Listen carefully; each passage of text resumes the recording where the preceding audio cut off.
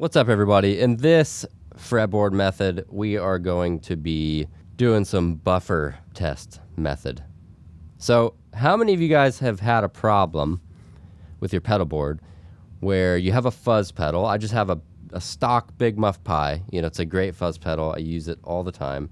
Into an analog delay. And you get a vastly different tone when you have both on together. So here's the fuzz.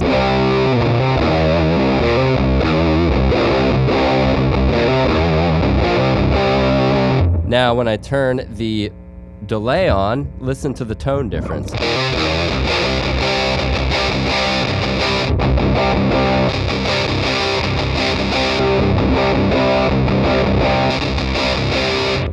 That is an unusable difference to me. All the lows are taken out. The highs are super weird.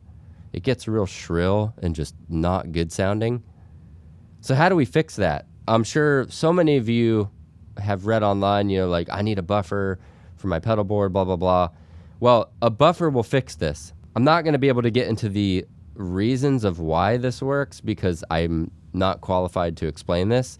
But in order to maintain the same sound of your fuzz pedal into an analog delay, or, you know, it can be like some other analog non-buffered pedal. Like I only run into this problem when it's like true bypass pedals after a fuzz. Again, I don't know what the difference is electronically. So if any of you guys know, like, please feel free to put in the comments like why this happens, why it boosts a bunch of high end. Probably something to do with the input impedance of the delay pedal, or maybe the fuzz pedal. I don't know. Certainly one of you guys or gals who follows this Patreon page knows a thing or two, so please feel free to weigh in.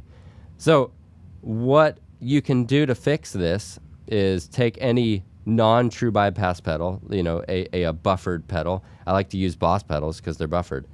And you put it in between these two pedals. Let me do that real quick.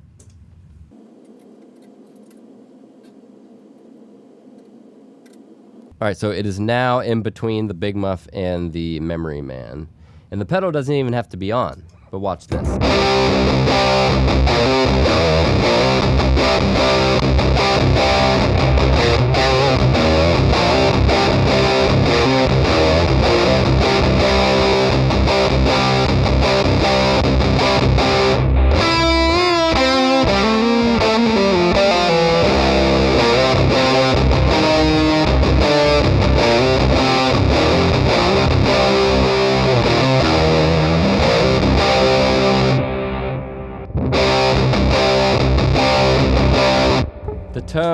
The tone stays the same.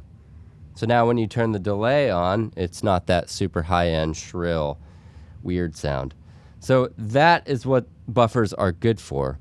Another thing that they're really good for is if you have a buffer last in your chain, sometimes with like long cables and stuff, you can experience, you know, signal loss going from all the way through your pedal board into your amp. You can lose a lot of high end. So I like to have a buffered pedal last in my chain, whether it's like a reverb pedal or, you know, a digital like Boss delay. I feel like that adds a lot of your high end back into the amp. It just like boosts the signal. Anyway, just a quick thing. If any of you are having this issue with, you know, your fuzz pedal or your overdrive pedal and some kind of true bypass pedal afterwards, try to put a buffer in between.